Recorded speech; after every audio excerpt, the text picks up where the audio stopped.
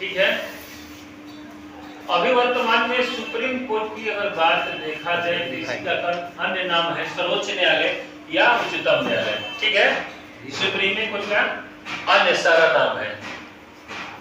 देखिए, supreme court हम समझाए हैं कि भारत में जो न्याय व्यवस्था है यह एकल न्याय व्यवस्था है। कैसी एकल न्याय व्यवस्था है? और यह कहां से लिया गया है? तो भारत शासन अधिनियम 1935 के अधिनियम द्वारा लिया गया है। ठीक है, यानी कि भारत शासन अधिनियम किसके द्वारा बनाया गया था? तो ब्रिटेन के द्वारा बनाया गया था, अंग्रेजों के द्वारा बनाया गया था। हम रिकॉर्ड कर रहे हैं जितना सुप्रीम कोर्ट पढ़ाए हैं उसको। जी सर। अब देखिए कि जो हम लोगों का वर्तमान सुप्रीम कोर्ट है तो इसी को सबसे पहले संघीय न्यायालय भी कहा गया था। कब कहा गया था? तो भारत शासन अधिनियम 1935 के द्वारा कहा गया कि भारत में एक संघीय न्यायालय होगा और यही संघीय न्यायालय वर्तमान का सुप्रीम कोर्ट बन गया है। तो सुप्रीम कोर्ट में जो एकल न्याय व्यवस्था है भारत शासन अधिनियम 1935 के द्वारा लिया गया है। हम लोगों का जो एकीकृत न्याय व्यवस्था है कि सबसे ऊपर होगा सर्वोपरि सुप्रीम कोर्ट, सुप्रीम कोर्ट के नीचे होगा हाई कोर्ट और हाई कोर्ट के नीचे होगा डिस्ट्रिक्ट कोर्ट। ठीक है, अब इसके नीचे दिया जाता है एसडीएम कोर्ट यानी कि सब डिविजनल मजिस्ट्रेट जिसके समक्ष आ जाते हैं। इसके नीचे आते हैं गांव में सरपंच, मुखिया, ये लोग भी न्याय व्यवस्था अपने स्तर से करते हैं। अब यहाँ तक क्लियर हुआ।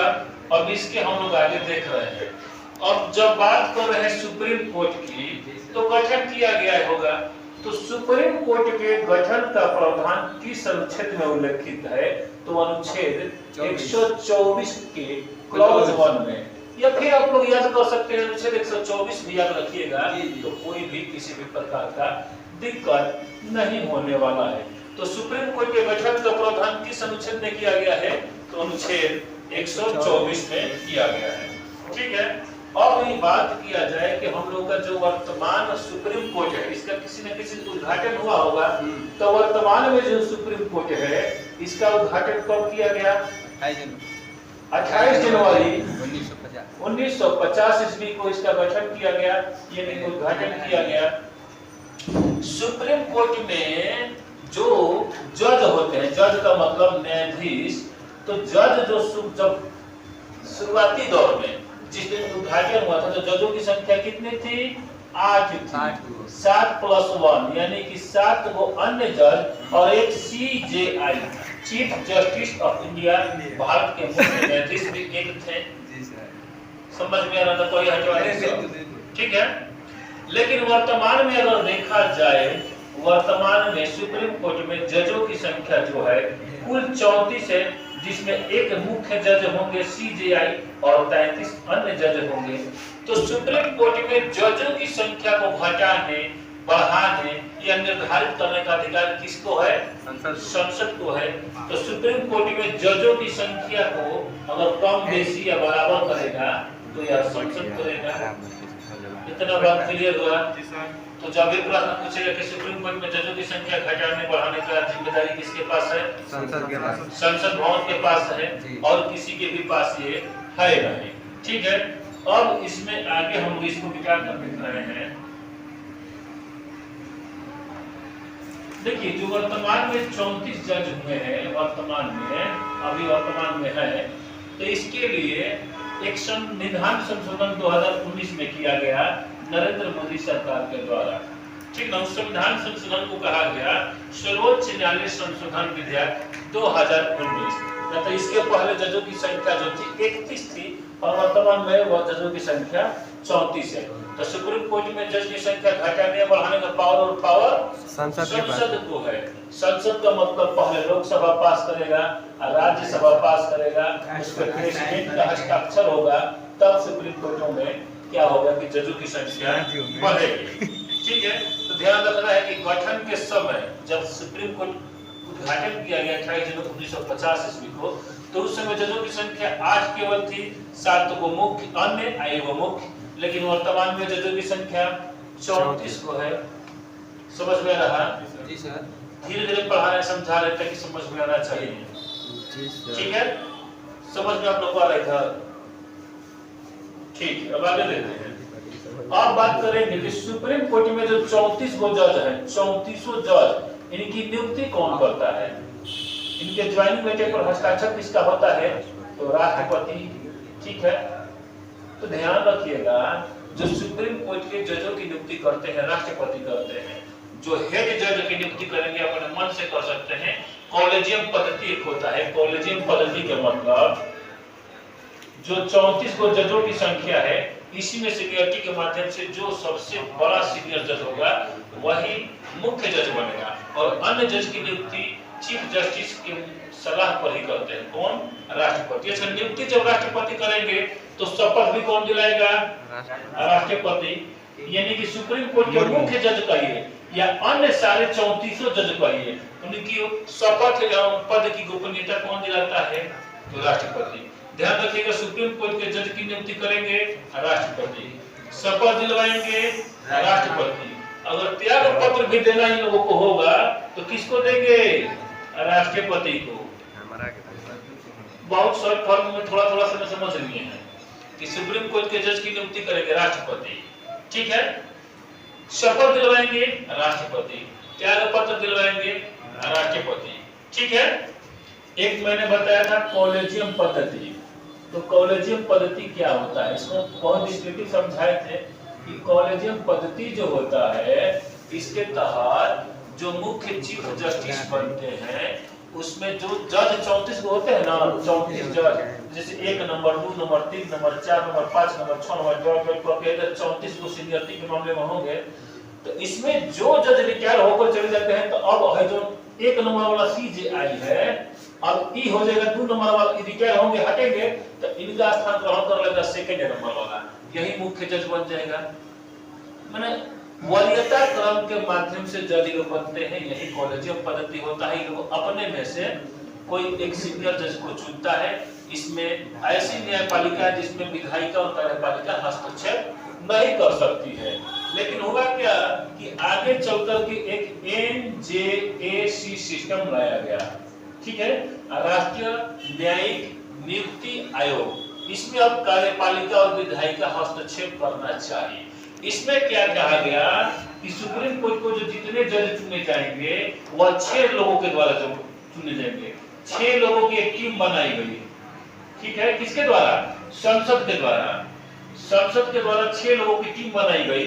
अब बोले कि सुप्रीम कोर्ट में वही व्यक्ति मुख्य जज बनेगा जिसको हम लोग चाहेंगे, यानी कि जे के कहल 6 लोग चाहिए। हम 6 लोग में के रहे? सुप्रीम कोर्ट के 3 गो जज रहे हैं, एगो कानून मंत्री रही हैं और 2 गो कानून विशेषज्ञ रही हैं। अब बताइए, कानून मंत्री का विधायिका और कार्यपालिका दोनों का है, न्यायपालिका कहते हैं कि हम स्वतंत्र रहेंगे, तो कार्यपालिका तो हस्तक्षेप करने लगी ना न्यायपालिका में। हर 2 गो कानून विशेषज्ञ इहो आएगा विधायिका या कार्यपालिका से, तो हस्तक्षेप होगा। तब इस दौरान क्या होगा कि संसद इसको पास कर दिया, माने लोकसभा राज्यसभा राष्ट्रपति साइन कर दिए।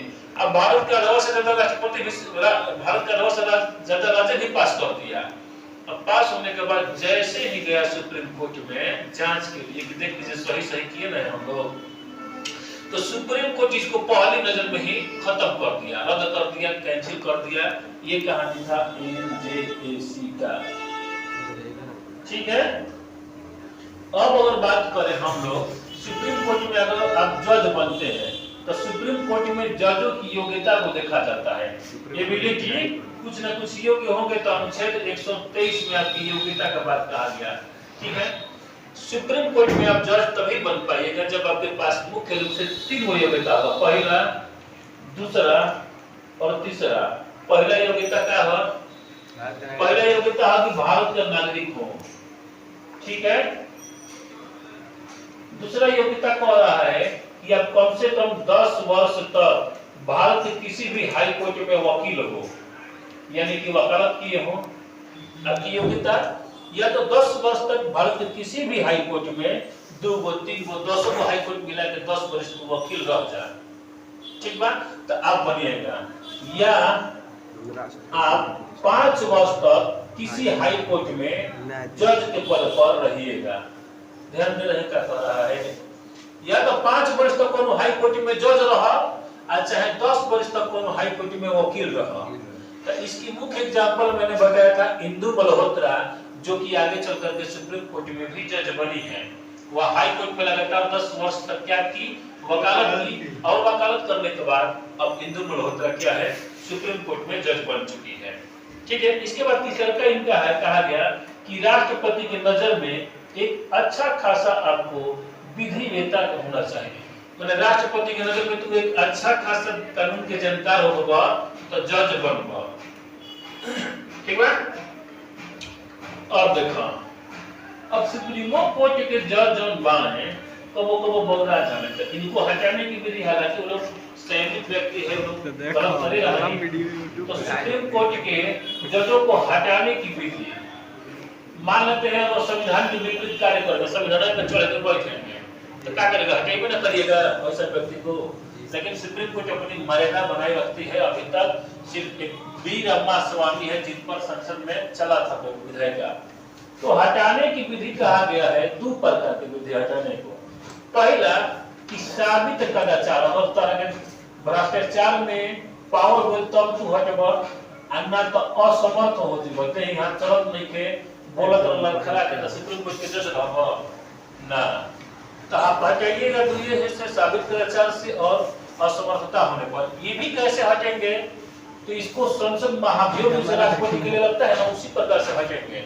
लेकिन महाभियोग शब्द का प्रयोग नहीं होता है। कैसे, तो लोकसभा, राज्यसभा और राष्ट्रपति, तो सबसे पहले या तो लोकसभा से भी चल सकेला एक तरफ पे हटावे की प्रक्रिया, चाहे राज्यसभा से भी चल सकेला, किन्हों से चल सकेला।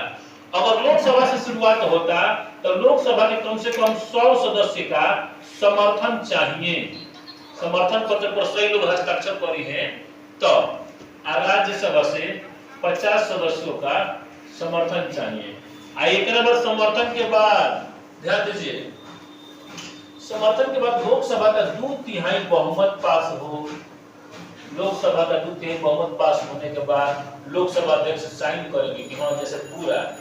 एक और राज्यसभा का समर्थन का 2/3 बहुमत होगा और राज्यसभा का सभापति का साइन होगा। राज्यसभा का सभापति उपराष्ट्रपति होते हैं, वो कहें कि हाँ आज जैसे ही राष्ट्रपति साइन करेलन तो सुप्रीम कोर्ट के जज हट गए।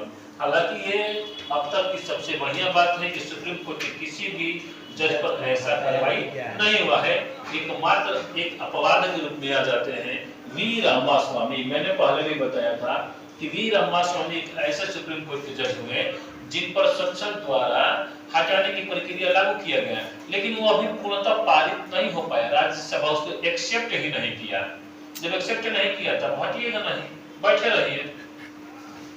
अब देखिए सर जे हाथ दुखा गइल बदल रहा पैसा चला पड़ा कमजोरी बा। अब देखल जा वेतन, अब खत्म बा सुप्रीम कोर्ट के वेतन। तो 2 प्रकार के जज जो होखेला, एगो सीजेआई एक चीफ जस्टिस ऑफ इंडिया, एगो होला अन्य जज। तो सुप्रीम कोर्ट के सीजेआई के वेतन 2,80,000 रुपए प्रति महीना बा। ठीक बा। आ एकरा अलावा महीना खाई पियल सब चीज फ्री। आ अन्य जज के वेतन 2,50,000 रुपया प्रति माह बा। ठीक बनो, तो ये वेतन बा।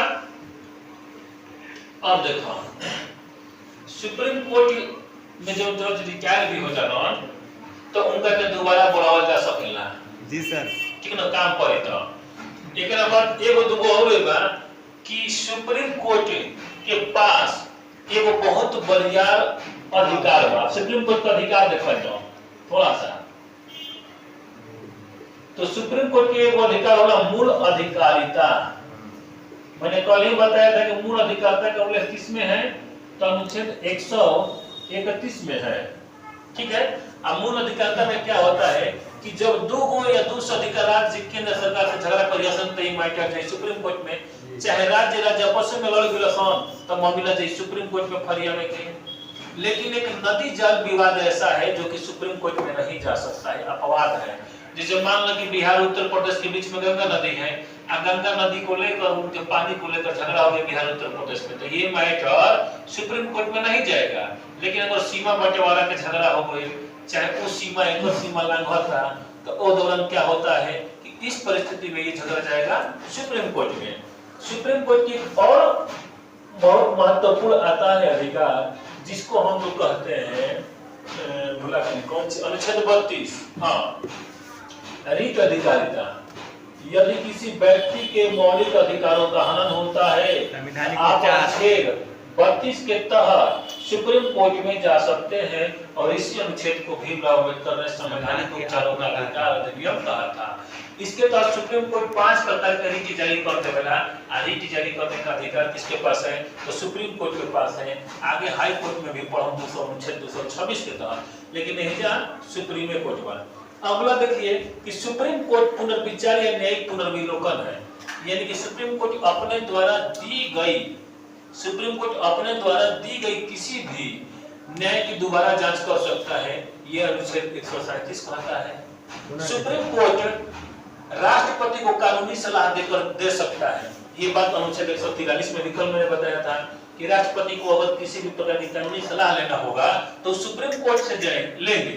और जो है ना, सुप्रीम के 5 सदस्यीय बेंच जाला, मतलब 5 सदस्य वाला जज जो है राष्ट्रपति भवन में आउ सलाह दी राष्ट्रपति महोदय के।